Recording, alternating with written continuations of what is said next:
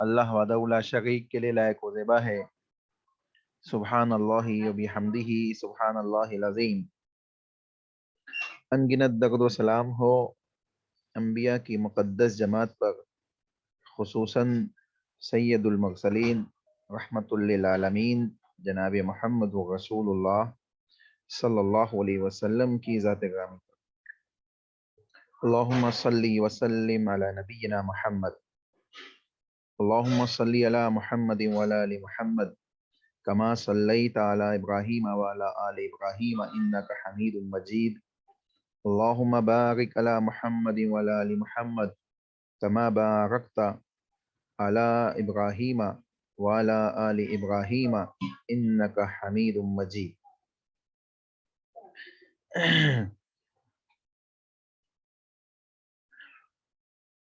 अल्लाह की हम्दो सना और रसूल अकरम सल्लल्लाहु अलैहि वसल्लम के ऊपर दरूद व सलाम के बाद इंशाअल्लाह आज हम अल्लाह के नबी मोहम्मद रसूलुल्लाह सल्लल्लाहु अलैहि वसल्लम की ज़िंदगी के सिलसिले में, यानी अल्लाह के नबी सल्लल्लाहु अलैहि वसल्लम की चूँकि मार्फत का तज़किरा चल रहा है और इस दर्स की यानी जो हम पढ़ रहे हैं दौरे शरिया का उसूल सलासा की बुक हम पढ़ रहे हैं, इसमें हम तीसरा जो उसूल है या तीसरा जो यानी तीसरी जो स्टेप है इस किताब की, वो है मार्फत नबी सल्लल्लाहु अलैहि वसल्लम, यानी नबी सल्लल्लाहु अलैहि वसल्लम की मार्फत, अल्लाह के नबी सल्लल्लाहु अलैहि वसल्लम की पहचान, अल्लाह के नबी सल्लल्लाहु अलैहि वसल्लम का तारुफ।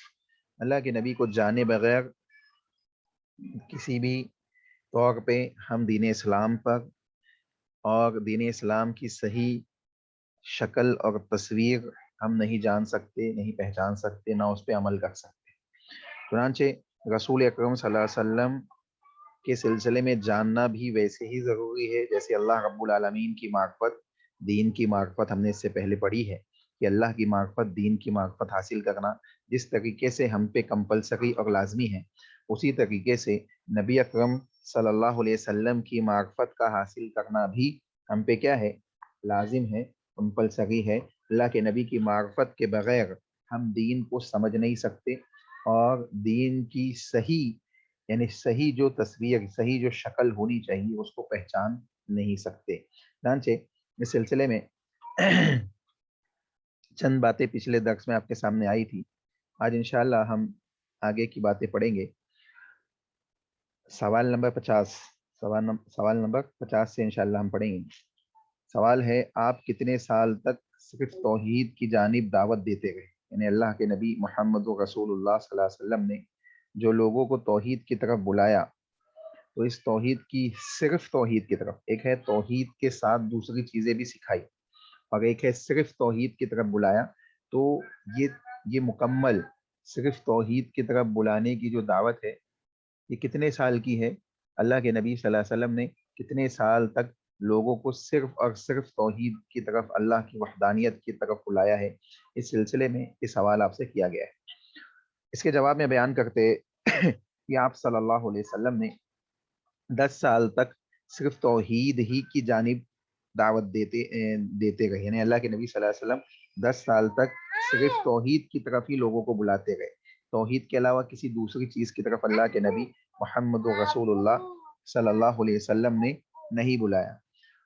ये इब्तिदाई 10 साल जो मक्की ज़िंदगी के थे, अगर इसकी गहराई को देखा जाए तो इब्तिदा से लेकर इन 10 सालों के इख्तिताम तक, यानी मेराज के वाक़े तक, यानी मेराज के वाक़े तक अगर हम देखें तो रसूल अकरम सल्लल्लाहु अलैहि वसल्लम की मुकम्मल ज़िंदगी का जो यानी मुहासबा मिलता है इन 10 सालों की, वो ये कि अल्लाह के नबी ने तौहीद और वहदानियत की तरफ लोगों को जमा किया, उसकी तरफ लोगों को बुलाया। एक बुनियादी कॉन्सेप्ट है इस्लाम का। इस्लाम ने हमें एक चंद बुनियादें दी है और उन बुनियादों के मुताबिक ही हमें अमल भी करना है और उन्हीं के मुताबिक हमें क्या करना है, अपनी ज़िंदगियों की इस्लाह करना है, उन्हीं के मुताबिक दावत व तबलीग के फ़राइज़ को अंजाम देना है। मिसाल के तौर पे अल्लाह के नबी मोहम्मद रसूलुल्लाह सल्लल्लाहु अलैहि वसल्लम ने इरशाद फरमाया, बुनियल इस्लामु अला खम्स शहादतु अल्ला इलाहा इल्लल्लाह व अन्नी रसूलुल्लाह।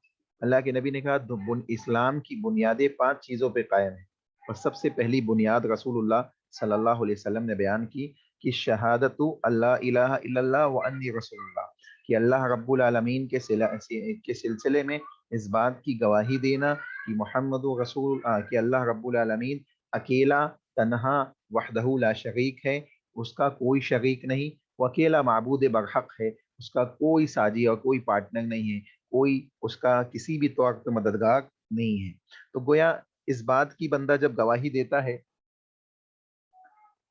بنی الاسلام کے تحت جب ہم اس بات کی گواہی دیتے ہیں، تو گویا ہم نے اسلام کے پہلی بنیاد کو اپلائی کر دیا اور لوگوں کے سامنے اس کو پیش کیا۔ اب یہاں پہ اس بات کو سمجھے کہ رسول اللہ صلی اللہ علیہ وسلم بھی اپنی زندگی کے اندر ابتدائی 10 سالوں تک لوگوں کو صرف اور صرف توحید کی طرف بلا رہے۔ اس کا مطلب ہے کہ بندے کی توحید کا درست ہونا، بندے کے عقیدے کا درست ہونا، اس کو سب سے اہم چیز اس کی یہی ہے کہ اس کی توحید اور اس کا عقیدہ صحیح ہو جائے۔ اگر اس کی توحید اور اس کے عقیدے درست ہے تو انشاءاللہ بقیہ معاملات اس کے بعد آئے گی۔ جیسے یہاں پہ بھی کلمہ توحید کے اندر، کلمہ شہادت کے اندر جو ہم پڑھتے ہیں، یہ اس میں سب سے پہلی چیز ہمیں بتائی گئی کہ اللہ کی وحدانیت کی گواہی دینا، اور معبودان باطلہ، جتنے بھی معبود باطل دنیا کے اندر موجود ہیں، ان کا انکار کرنا، ان کے منکر ہو کر ایمان کے ساتھ زندگی گزارنا۔ دوسری چیز جو اس کلمہ شہادت کے اندر ہمیں حکم دیا گیا، یا بنی الاسلام کے پہلے حصے میں، پہلی بنیاد میں ہمیں اور آپ کو حکم دیا گیا، وہ یہ کہ انی رسول اللہ صلی اللہ علیہ وسلم نے کہا کہ میں اللہ کا رسول ہوں، میں اللہ کا رسول ہوں، اس بات کو تسلیم کرنا۔ گویا رسول اکرم صلی اللہ علیہ وسلم کے سلسلے میں پختگی کے ساتھ اس بات کا یقین رکھتے ہوئے کہ آپ نے جو باتیں ہم تک پہنچائی ہے آتھینٹک سورس کے ساتھ، آتھینٹک احادیث، آتھینٹک سورس کے ساتھ جو باتیں ہم تک پہنچی ہے، اللہ کے نبی صلی اللہ علیہ وسلم کی احادیث جو ہم تک پہنچی ہے، وہ تمام کی تمام احادیث کیا ہے؟ آتھینٹک، ہمارے ایمان، ہمارے عمل اور ہمارے اسلام کا ایک اہم ترین حصہ ہے، جس میں سے کسی کے بھی ہم کسی بھی طور پہ منکر نہیں ہو سکتے۔ چنانچہ وہ انی رسول اللہ کہہ کر، یعنی وَأَشْهَدُ أَنَّ مُحَمَّدًا عَبْدُهُ وَرَسُولُهُ کہہ کر ہم اس بات کی گواہی دے رہے ہیں کہ جو کچھ محمد عربی صلی اللہ علیہ وسلم کی زبان سے نکلا ہے، جو کچھ آپ نے کیا ہے، جن باتوں کا آپ نے حکم دیا ہے، جن باتوں کو لوگوں کو آپ نے کرتے ہوئے دیکھا ہے اور آپ خاموش رہے ہیں، وہ تمام کی تمام باتیں کیا ہے؟ اسلام کا جز ہے، اسلام کے حصے ہیں، اس میں سے کسی کا بھی منکر ہونا کسی بھی طور پہ جائز اور درست نہیں ہے۔ چنانچہ معلوم پڑا کہ اللہ کے نبی محمد رسول اللہ صلی اللہ علیہ وسلم نے جو ابتدائی 10 سالوں میں توحید کی طرف لوگوں کو بلایا، یہ اسلام کی بنیاد اول ہے کہ لوگوں کو توحید پہ جمع کیا جائے، اور بنا توحید پہ جمع ہوئے کبھی بھی نہ ہم متحد ہو سکتے ہیں، نہ ہمارے درمیان طاقت و قوت پیدا ہو سکتی ہے، نہ وہ جذبات پیدا ہو سکتی ہے جو صحابہ کے درمیان موجود تھے اسلام کے سلسلے میں، ایمان کے سلسلے میں، اور نہ کوئی دوسری لذت ایمان کی یا دوسری کسی اعمال کی مٹھاس اور لذت کو ہم محسوس کر سکتے ہیں جب تک ہمارے اندر توحید مضبوط نہ ہو جائے۔ تو کیا معلوم پڑا کہ سب سے اول چیز کیا ہے؟ توحید ہے۔ اب میں ایک مثال سے آپ کو اس چیز کو سمجھاتا ہوں۔ اللہ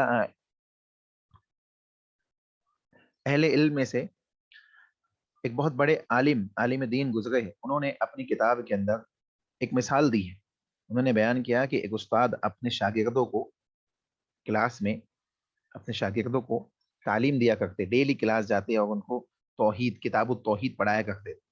اب اس جو شاگرد ہوتا کیا ہے کہ ہم جب اللہ کے سلسلے میں توحید پڑھتے ہیں تو اس میں جو باتیں آتی ہے، انسان سوچتا ہے کہ یہ تو میں بہت سنتا ہوں، یہ تو مجھے ہمیشہ معلوم ہے، اس کو سننے کی کیا ضرورت ہے۔ تو رسول اکرم، تو وہ جو استاد تھے، انہوں نے کیا کیا، ایک دن اپنی کلاس میں داخل ہوئے اور کہا کہ بچوں سے کہا کہ لیٹ آئے، اصل میں وہ کلاس میں لیٹ آئے۔ بچوں نے پوچھا کہ آپ لیٹ کیوں ہو گئے؟ تو بتایا کہ معاشرے کے اندر، سوسائٹی کے اندر ایک واقعہ پیش آ گیا، اور وہ واقعہ کیا تھا کہ کسی نے اپنی ماں کے ساتھ زنا کر دیا، اپنی ماں کے ساتھ زنا کر دیا. یقیناً ایک بڑا گناہ ہے اور گناہ کبیرہ ہے. اتنا بڑا گناہ ہے کہ یعنی اللہ کے نبی صلی اللہ علیہ وسلم نے اس کو علامت قیامت میں بھی ذکر کیا ہے. تو انہوں نے ایک لوگ بچوں کو سمجھانے کے لیے کہ توحید کی کیا اہمیت ہے، انہوں نے کہا کہ ماں کے ساتھ کسی نے زنا کر لیا. تمام کے تمام بچوں کے درمیان چیما گوئیاں سٹارٹ ہو گئی اور وہ اس پہ لعنت ملامت کرنے لگے اور مختلف قسم کی باتیں کہنے لگے. اور اس کے سلسلے میں یعنی ان کی جذبات ایسے تھے کہ یہ بالکل اس نے اچھا کام نہیں کیا اور بہت ہی یعنی اس نے بڑا گناہ کیا. دوسرے دن وہی استاد پھر سے لیٹ آئے.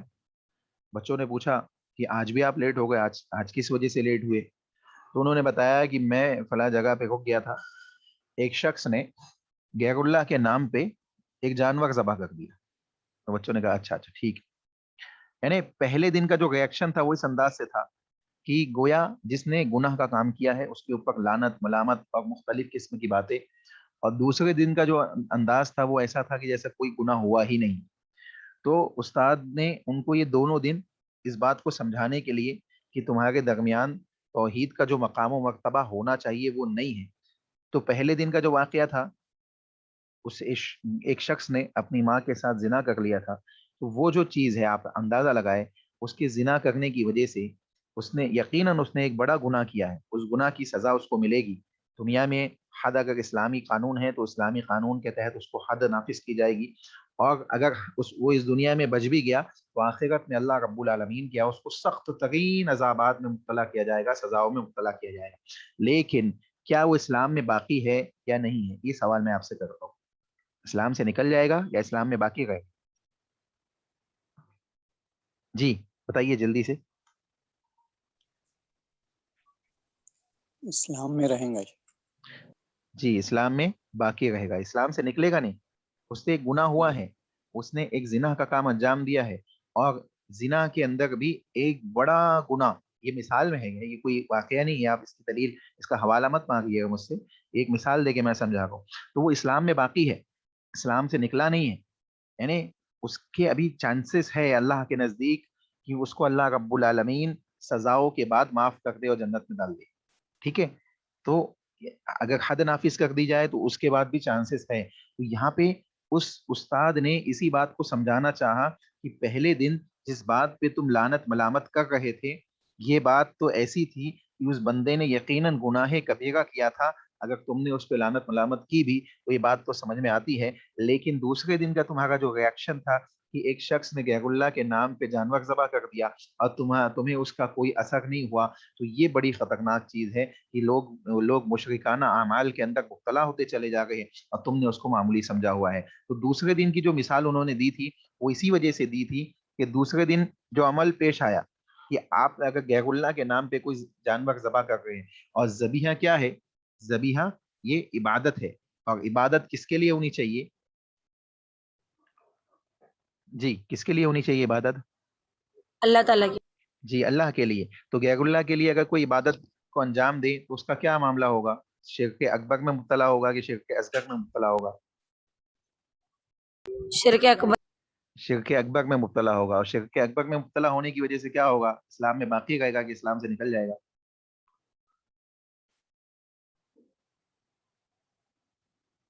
خارج ہو جائے گا.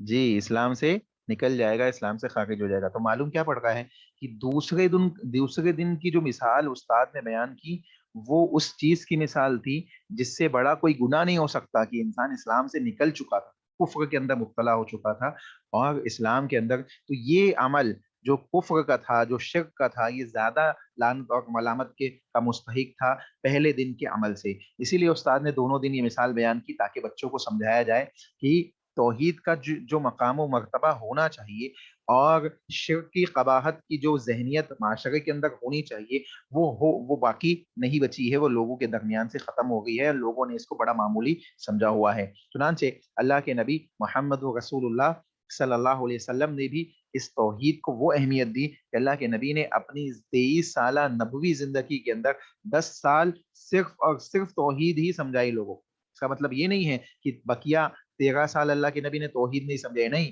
اللہ کے نبی نے 23 سال مکمل توحید سمجھائی ہے، لیکن 10 سال کے اندر صرف توحید، ابتدائی 10 سال میں صرف توحید، दूसरे कोई मसाइल नहीं, दूसरे कोई चीजें नहीं अल्लाह के नबी सल्लल्लाहु अलैहि वसल्लम ने समझाई लोगों को, सिर्फ तौहीद की तरफ बुलाया, तौहीद की दावत दी, अल्लाह की वहदानियत सिखाई, अल्लाह के अस्मा व सिफात सिखाए, अल्लाह का माबूदान बातिला की कबाहतों को, उनकी जलालत और गुमराही को लोगों के सामने पेश किया।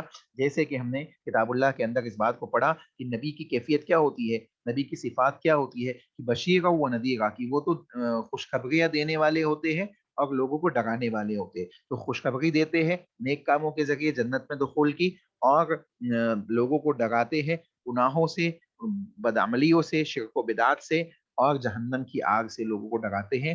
और अल्लाह ने इसी कैफियत को किताबुल्लाह के मुख्तलिफ मकामात पे बयान किया। अल्लाह ने कहा रसूलन मुबश्शिरीन व मुनज़िरीन लिअल्ला यकून अन्नास लिअल्ला यकून अन्नास अलल्लाहि हुज्जतुम बअद रुsul। अल्लाह ने कहा उन सब को खुशखबरी देने वाले और खौफ सुनाने वाले पैगंबर बनाकर इसलिए भेजा कि लोगों के पास अल्लाह के सामने पैगंबरों के बाद कोई उज़्र बाकी ना रहे। यानी जब रसूल आ गए, पैगंबरों को भेज दिया गया, अंबिया अलैहिस्सलाम की जमात आ गई, अब कोई कहे कि हमें मालूम नहीं था, हम जानते नहीं थे, हम तौहीद को पहचानते नहीं थे, हमें मालूम नहीं था कि तौहीद की क्या अक़साम है, क्या किस्में हैं, या हम हम तो शिरकिया कामों के अंदर मुब्तला हुए, लाइल्मी में हुए, तो ये इस किस्म के कोई भी उज़्र अल्लाह के यहाँ काबिल कबूल नहीं होगा। क्यों? क्योंकि अल्लाह ने नबियों को भेजा, और नबियों को भेजने का मकसद मकसद ही यही था कि लोग पहचान ले कि नबियों का मकाम व मर्तबा क्या है। इसीलिए रसूल अकरम सल्लल्लाहु अलैहि वसल्लम की का तारुफ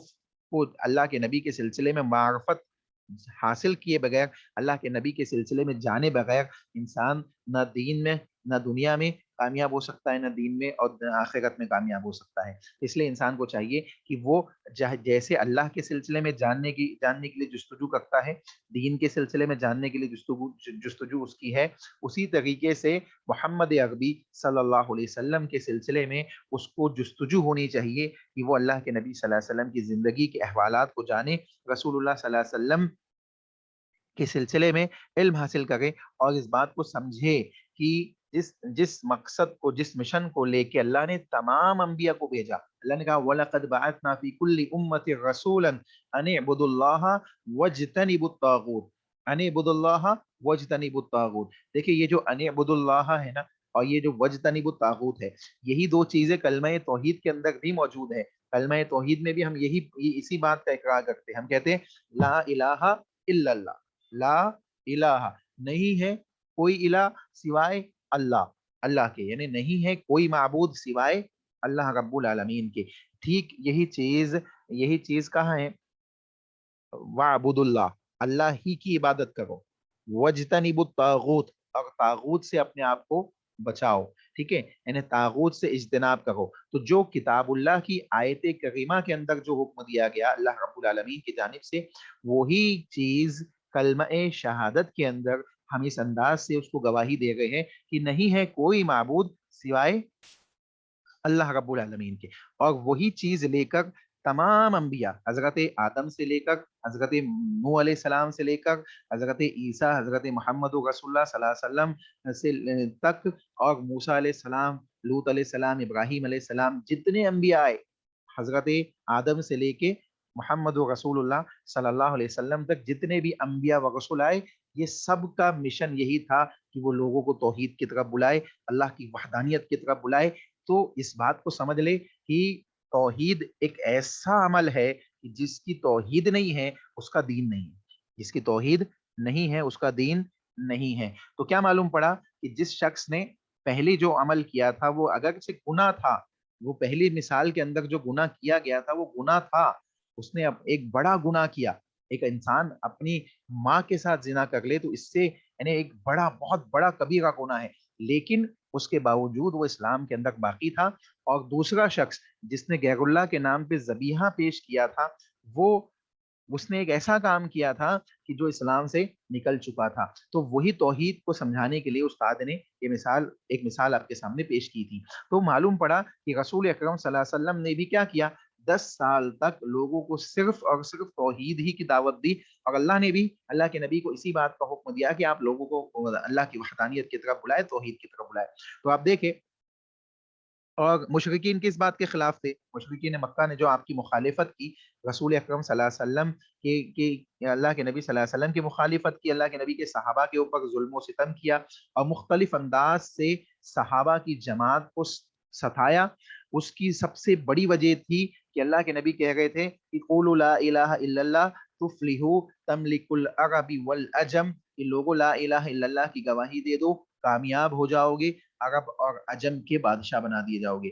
رسول اللہ کی یہ جو بات تھی نا کہ لا الہ الا اللہ کی گواہی دے دو، یہ آج ہم کیا کرتے ہیں؟ ہم کلمہ پڑھتے ہیں، ہم اور آپ کلمہ پڑھتے ہیں، ہم کلمے کی گواہی دیتے ہیں، توحید کا اقرار اپنی زبان سے کرتے ہیں، لیکن اس کے معنی اور مفاہیم کو ہم سمجھ نہیں گئے، اسی لیے کلمہ پڑھنے کے بعد بھی، توحید کا اپنی زبان سے کلمہ ادا کرنے کے بعد بھی ہمارے درمیان شرک موجود ہے، ہمارے عقائد بگڑے ہوئے ہیں، اللہ رب العالمین کی صفات، اللہ رب العالمین کے سلسلے میں ہمیں معلومات حاصل نہیں ہے، اس قسم کے کئی چیزیں ہمارے درمیان موجود ہیں۔ اس کی واحد وجہ یہ ہے کہ کلمے کے معنی و مفہوم کو، اس کے حقوق اور لوازمات کو، اس کے تقاضوں کو ہم سمجھ نہیں گئے۔ اگر اس کے تقاضوں کو ہم سمجھ لیں، اس کے لوازمات کو ہم سمجھ لیں، اس کی صحیح مفہوم اور صحیح تعبیرات کو ہم سمجھ لیں، تو یقین جانیے کہ جس طریقے سے مشرکین مکہ نے جب یہ کلمہ سنا، آپ دیکھیں جس طریقے سے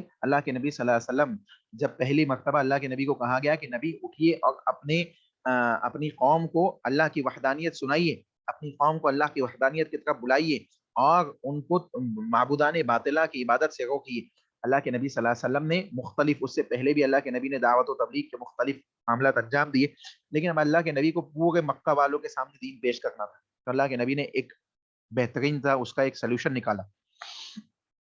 اللہ کے نبی نے کیا کیا؟ کوہ صفا پہاڑی پہ چڑھ گئے، صفا پہاڑی پہ اللہ کے نبی صلی اللہ علیہ وسلم چڑھ گئے، اور صفا پہاڑی پہ چڑھنے کے بعد قوم کو آواز لگائی، یا صباح القوم، یا صباح القوم، یا صباح القوم، اس طریقے سے رسول اللہ صلی اللہ علیہ وسلم نے آواز بلند کی۔ اور اس زمانے کا یہ معمول تھا کہ کسی کو کوئی اہم خبر دینی ہوتی، کوئی اہم اعلان کرنا ہوتا، وہ اس قسم کا معاملہ انجام دیتا کہ وہ کوہ صفا پہ چڑھ جاتا اور یا صباح القوم کہہ کے پوری قوم کے لوگوں کو جمع کر لیتا۔ تو رسول اکرم صلی اللہ علیہ وسلم نے اسی چیز کو اپلائی کیا، اسی سسٹم کو اپلائی کیا جو اس معاشرے کے اندر موجود تھا۔ اللہ کے نبی کوہ صفا پہ چڑھے، اللہ کے نبی صلی اللہ علیہ وسلم نے کوہ صفا پہ چڑھنے کے بعد لوگوں کو آواز دی، اور صرف یا صباح القوم ہی نہیں کہا بلکہ الگ الگ قبیلوں کے نام لے کے بھی کہا، اے بنی عبد مطلب، اے بنو ہاشم، اے بنی عبد مناف، اس قسم سے اللہ کے نبی نے مختلف قبیلوں کے بھی نام لیے، اور تمام کے تمام لوگ آ کے رسول اللہ صلی اللہ علیہ وسلم کے پاس جمع ہو گئے۔ یہ کس وجہ سے تھا؟ اور جو نہیں آ سکتا تھا نا، اس نے بھی کیا کیا؟ کسی نہ کسی کو بھیج دیا کہ جاؤ، یہ وہ شخص ہے جس کو 40 سال تک ہم نے دیکھا ہے، جو صادق ہے، جو امین ہے، بڑا اچھا انسان ہے، یہ محمد ہے، یہ آج تک اس نے انہیں کسی بھی چیز کے لیے لوگوں کو اس طریقے سے آواز نہیں دی ہے، جاؤ دیکھو تو صحیح کیا معاملہ ہے۔ تو کیا ہوا؟ تمام کے تمام مکہ والے جمع ہو گئے صفا پہاڑی کے پاس، جو نہیں آ سکتا تھا اس نے اپنے غلام کو، قاصد کو، کسی نہ کسی کو بھیج دیا کہ جاؤ سن کے آؤ اور خبر بتانا مجھے کہ محمد نے کیا باتیں کہی ہے صلی اللہ علیہ وسلم نے۔ تو اللہ کے نبی محمد رسول اللہ صلی اللہ علیہ وسلم نے لوگوں کو جمع کر لیا۔ جب لوگ جمع ہو گئے تو اللہ کے نبی نے پہلے ان کی زبان سے صداقت رسول، یعنی اللہ کے نبی کی شخصیت کے سلسلے میں تصدیق کو ثابت کیا۔ کیسے ثابت کیا؟ اللہ کے نبی نے کہا کہ اے میری قوم کے لوگوں، اے مکہ والو، یہ بتاؤ کہ اس پہاڑی کے ایک جانب، اللہ کے نبی پہاڑی کے اوپر کھڑے تھے، صفا کی پہاڑی کے اوپر کھڑے تھے، تو ایک طرف تو مکہ والے تھے اور دوسری طرف پہاڑی میں کون تھا کون نہیں تھا، مکہ والوں کو وہ چیز معلوم نہیں تھی، تو اللہ کے نبی دونوں طرف دیکھ سکتے تھے، پہاڑی کے ادھر بھی دیکھ سکتے تھے، پہاڑی کے ادھر بھی دیکھ سکتے تھے، کیونکہ اوپر کھڑے تھے اللہ کے نبی صلی اللہ علیہ وسلم، ٹھیک ہے۔ تو رسول اللہ صلی اللہ علیہ وسلم نے مکہ والوں سے کیا کہا؟ اے مکہ والو، اے میری قوم کے لوگوں، یہ بتاؤ اگر میں تم سے کہوں کہ اس پہاڑی کے پیچھے ایک لشکر ہے، ایک خوخاک لشکر ہے جو تم پہ حملہ کرنا چاہتا ہے، تمہاری مال و دولت کو، مال و متاع کو لوٹ لینا چاہتا ہے، تمہاری خواتین کی عصمتوں کو لوٹ لینا چاہتا ہے، اور تمہیں اپنا غلام بنا لینا چاہتا ہے، کیا تم اس بات کو مانو گے؟ کیا اس بات کی تصدیق کرو گے؟ اللہ کے نبی محمد رسول اللہ صلی اللہ علیہ وسلم نے جب یہ بات کہی تو تمام کے تمام مکہ والوں نے بیک آواز یہ بات بیان کی کہ اے محمد، آپ کو ہم نے کبھی بھی جھوٹ بولتے ہوئے نہیں پایا. آپ ہمارے نزدیک صادق ہے, آپ ہمارے نزدیک امین ہیں. اگر آپ کہیں گے کہ اس پہاڑی کے پیچھے کوئی لشکر ہے تو ہم اس بات کو کیا کریں گے, تسلیم کر لیں گے. اب یہ چیز کیا تھی, مکہ والوں کی زبان سے ادا ہوئی نا. یہ چیز کیا تھی, اللہ کے نبی صلی اللہ علیہ وسلم کی, اللہ کے نبی صلی اللہ علیہ وسلم کی صداقت تھی. اللہ کے نبی کے سلسلے میں یہ تصدیق تھی کہ رسول اللہ صلی اللہ علیہ وسلم سچے آدمی ہیں, جھوٹ بولنے والی شخصیت نہیں ہے. تو یہ رسول اللہ کی صداقت تھی جو اللہ کے نبی محمد رسول اللہ صلی اللہ علیہ وسلم نے ان کی زبانوں سے اس بات کو قبول کرا لیا. اب دوسری چیز جو اصل مقصد تھا, اللہ کے نبی نے اس چیز کو, یہاں دیکھے دعوت کا ایک اسلوب پتہ چل رہا ہے کہ رسول اللہ صلی اللہ علیہ وسلم نے پہلے اس صداقت کو قبول کرا لیا, تو ہم بھی اسی انداز سے لوگوں کے سامنے توحید کو پیش کر سکتے ہیں, ان کو سمجھا سکتے ہیں, اور بہترین انداز سے ان کے سامنے یعنی چیزوں کو رکھ سکتے ہیں. تو رسول اللہ صلی اللہ علیہ وسلم نے پھر ان کے سامنے پیش کیا کہ دیکھو میں بھی تمہیں ایک ایسی چیز سے ڈراتا ہوں, ایسی چیز کے سلسلے میں تمہیں بتاتا ہوں جس کو اپنانے کے بعد تم کیا ہو جاؤ گے, کامیاب ہو جاؤ گے, عرب اور عجم کے بادشاہ بنا دی جاؤ گے. لوگوں نے کہا کیوں نہیں, آپ بتائیے کون سی چیز ہے وہ. اللہ کے نبی نے کہا قولوا لا الہ الا اللہ تفلحوا تملک العرب والعجم, تملک العرب والعجم, کہ اے لوگوں لا الہ الا اللہ کی گواہی دے دو, تم کامیاب ہو جاؤ گے, تم کامیاب ہو جاؤ گے اور عرب اور عجم کے بادشاہ بنا دیے جاؤ. اب بتائیے یہ جب کلمہ رسول اللہ صلی اللہ علیہ وسلم نے پیش کیا تو مشرکین نے کیا جواب دیا, کسی کو معلوم ہے؟ اگر معلوم ہو تو بتائیے.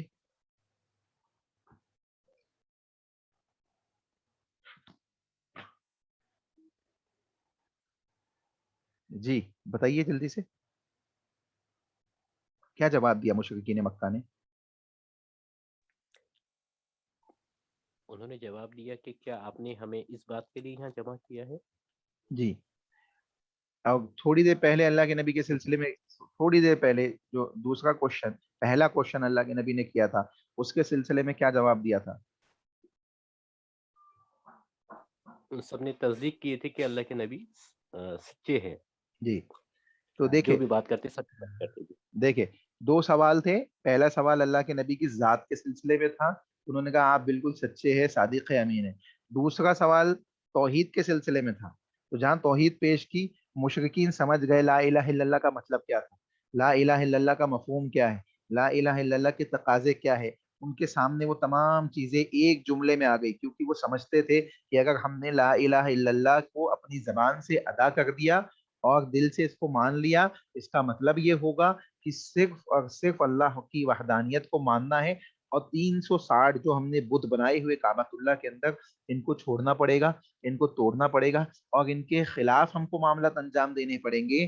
تو مشرکین چونکہ یہ بات سمجھ گئے تھے, اس لیے انہوں نے کیا کہا, تبت لکا یا محمد علی ھذا جماعتنا, اے محمد آپ کے ہاتھ ہلاک ہو, کیا ہاں آپ نے ہمیں اسی لیے جمع کیا ہے. اللہ اکبر. یہ سب سے پہلا یہ جملہ کہنے والا خود آپ کا چچا ابو لہب تھا جس نے یہ جملہ کہا. تو معلوم پڑ رہا ہے کہ وہ لوگ توحید کو, کلمہ توحید کے وہ تقاضے اور لوازمات اپنے سامنے رکھ رہے تھے, اور ہم کیا کر رہے ہیں, ہم کلمہ توحید کو پڑھ رہے ہیں, اس کے تقاضوں کو ہم اس کو ہم زبان سے تو ادا کر رہے, لیکن اس کے معنی مفہوم کو ہم سمجھ نہیں گئے, اس کے تقاضوں کو ہم سمجھ نہیں گئے, اس کی اہمیت اور مقام و مرتبے کو ہم سمجھ نہیں گئے, اس کی فضیلت کو ہم سمجھ نہیں گئے.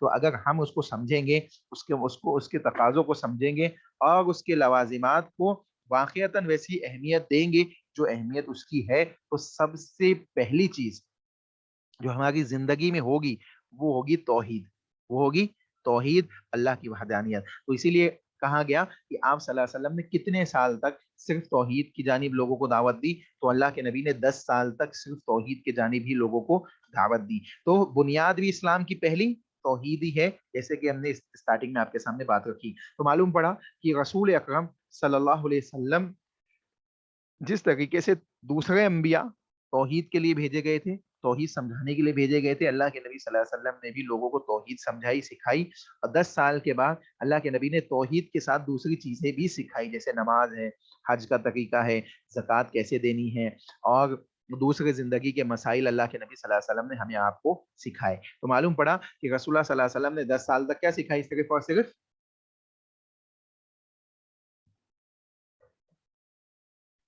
توحید. جی توحید سکھائی، ماشاءاللہ، جزاک اللہ خیر. دیکھیے اس کے بعد سوال نمبر ہے 51. کہتے ہیں آپ کو آسمانوں کی سیر معراج کب کرائی گئی اور اس میں کون سی چیز آپ پر فرض کی گئی؟ کون سی چیز فرض کی گئی نبی صلی اللہ علیہ وسلم کے اوپر معراج میں؟ نماز. نماز. جی نماز فرض کی گئی. ٹھیک ہے، نماز فرض کی گئی. اور معراج کا واقعہ کب پیش آیا؟ کسی کو معلوم ہے؟ ڈیٹ، تاریخ، مہینہ، سن؟ اس میں اختلاف ہے، ہجرت سے 1 سال پہلے سے جی ہے. اصل یا میں ہجرت معراج کی جس کوئی ڈیٹ فکس نہیں ہے اوتھینٹک سورس سے. تو اللہ کے نبی صلی اللہ علیہ وسلم کو جو معراج ہوئی وہ نبوت کے 10 سال کے بعد ہی ہوئی اور ہجرت سے پہلے ہوئی، یعنی نبوت کے 10ویں سال کے بعد اور ہجرت سے پہلے. اس کی ڈیٹیل اس سے پہلے کے سوالوں کے اندر آپ کے سامنے آئی ہے کہ حضرت خدیجہ رضی اللہ تعالی عنہا اور حضرت ابو طالب جو رسول اللہ صلی اللہ علیہ وسلم کے چچا تھے، ان کی وفات سے پہلے تک معراج نہیں ہوئی تھی اور ان کی وفات کے بعد ہی معراج کے واقعہ پیش آیا. اور ان کی وفات غالباً نبوت کے 10ویں سال کے آس پاس ہوئی. تو یہاں پہ اللہ کے نبی محمد و رسول اللہ صلی اللہ علیہ وسلم کو اس کے بعد معراج ہوئی اور معراج کا واقعہ پیش آیا. تو نبوت کے 10ویں سال کے بعد اور ہجرت سے پہلے کا جو وقفہ ہے اس کے درمیان میں ہی معراج کا واقعہ پیش آیا. ٹھیک ہے کہ اگر نبوت کے 10 برس کے بعد آپ کو آسمانوں کی سیر معراج کرائی گئی جہاں آپ پر 5 وقت کی نماز فرض ہوئی اور آپ مکہ میں 3 سال تک نماز پڑھتے رہے. دیکھیں اب جب توحید لوگوں کو سمجھا دی تو اب اسلام کا دوسری جو بنیاد ہے وہ کیا ہے؟ بنی الاسلام علی خمس، شہادت اللہ الہ الا اللہ وانی رسول اللہ و اقام الصلاۃ. تو دوسری چیز کیا ہے؟ نماز کا قائم کرنا.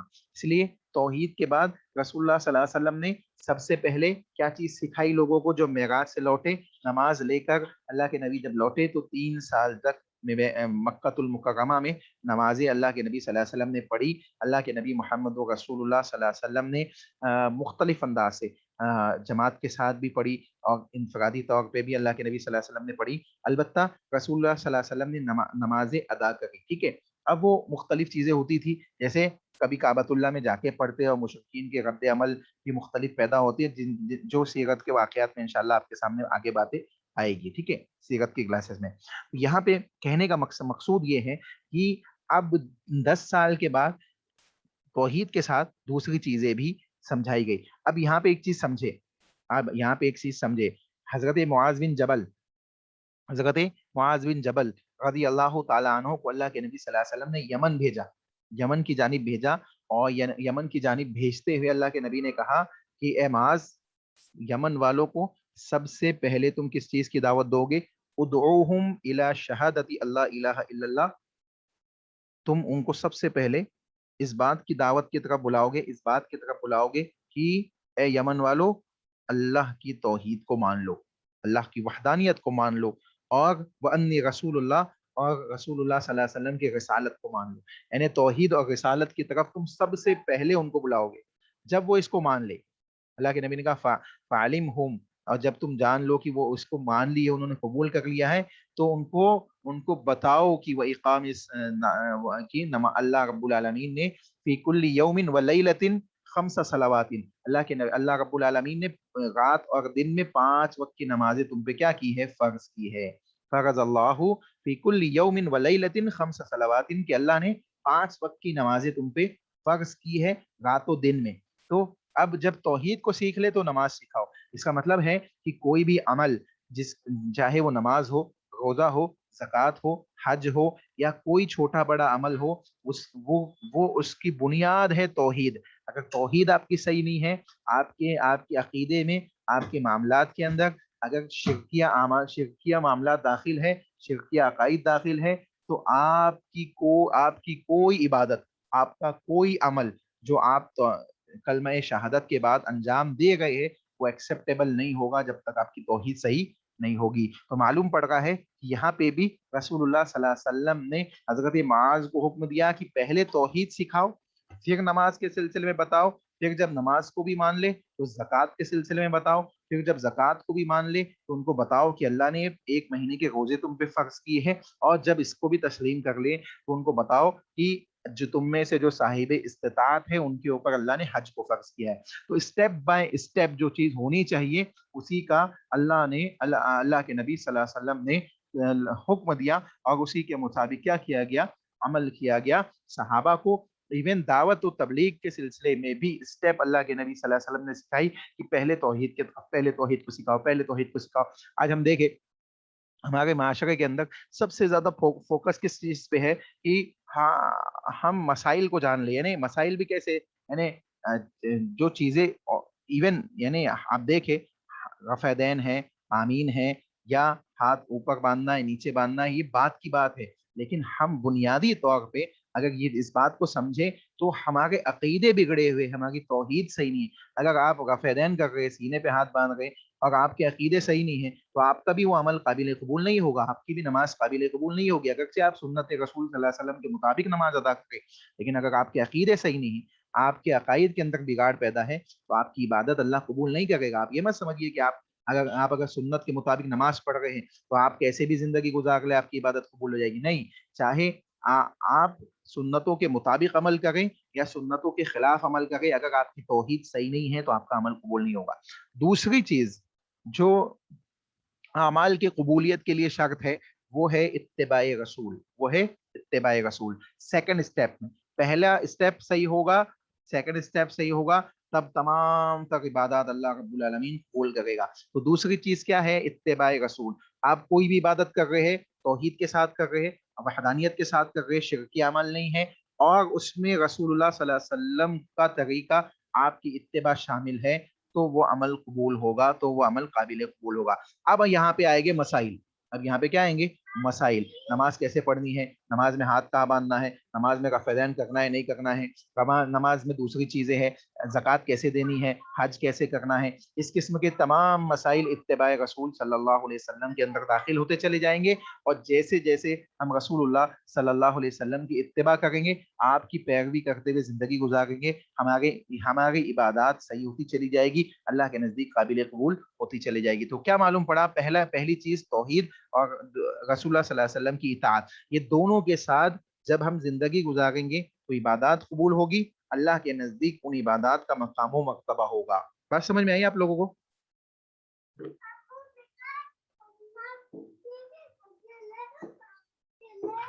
جی شیخ الحمدللہ.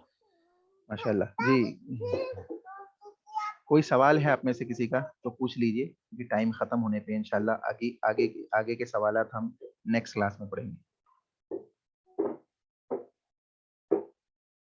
جی کوئی سوال ہے کسی کا؟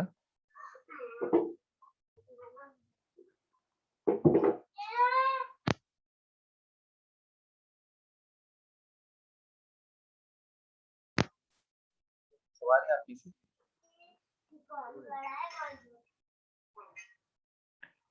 کوئی سوال نہیں ہے کسی کا؟ چلیے اوکے, جزاک اللہ خیر. اللہ آپ سب کو جزائے خیر عطا فرمائے, ہم سب کے گناہوں کو, غلطیوں کو اللہ رب العالمین معاف کرے, ہمیں عبادات کو اللہ اس کے رسول کی اطاعت کے ساتھ انجام دینے کی توفیق عطا فرمائے, اللہ کی وحدانیت کو اپنی زندگی کے اندر, اپنے عقائد کے اندر شامل کرنے کی توفیق عطا فرمائے, شرکیہ کاموں سے, شرکیہ عقائد سے, شرکیہ معاملات سے ہمیں بچانے کی توفیق عطا فرمائے, ہمارے گناہوں کو معاف فرمائے, اور جس طریقے سے ہم علم حاصل کرنے کے لیے ان کلاسز میں جوائن ہوتے ہیں اسی طریقے سے ہمیں اللہ رب العالمین جنتوں میں بھی جمع فرمائے, جنتوں کے اندر داخل فرمائے, آمین. اختتام مجلس کی دعا پڑھیے. سبحانک اللہم ربنا وبحمدک اشہد ان لا الہ الا انت استغفرک واتوب الیک. السلام علیکم ورحمۃ السلام اللہ. علیکم. السلام علیکم. جی وعلیکم السلام ورحمۃ اللہ. سوری شیخ معذرت, مجھے یہ پوچھنا تھا کہ کیا کہتے ہیں جو تفسیر کا قرآن ہوتا ہے شیخ, مطلب تھوڑا ٹاپک سے ریلیٹڈ ہے, پر مجھے پوچھنا تھا کہ جو تفسیر کا قرآن ہے وہ ہم لوگ کیوں پڑھ سکتے ہیں حیض کے ایام میں؟ دیکھیے ایام حیض میں کتاب اللہ کو چھونا درست نہیں ہے. اللہ رب العالمین نے بیان کیا لا یمسہ الا المطہرون, اس کو نہ چھوئے سوائے پاکی کی حالت میں. تو ایام حیض میں چھو کر نہیں پڑھا جائے گا. البتہ بعض اہل علم نے اس بات کی اجازت دی ہے کہ بغیر چھوئے جو چیزیں یاد ہیں اگر اس کو کوئی پڑھتا ہے، کوئی چیز کوئی خاتون پڑھتی ہے، ذکر و اذکار کرتی ہے، تو اس میں کوئی حرج کی بات نہیں۔ بات سمجھ میں آئی؟ ٹھیک ہے شیخ، جزاک اللہ خیر۔ آمین بھیا۔ اختتام مجلس کی دعا پڑھیے۔ سبحانک اللہم ربنا بحمدک اشہد ان لا الہ الا انت استغفرک و اتوب الیک۔ السلام علیکم ورحمۃ اللہ وبرکاتہ۔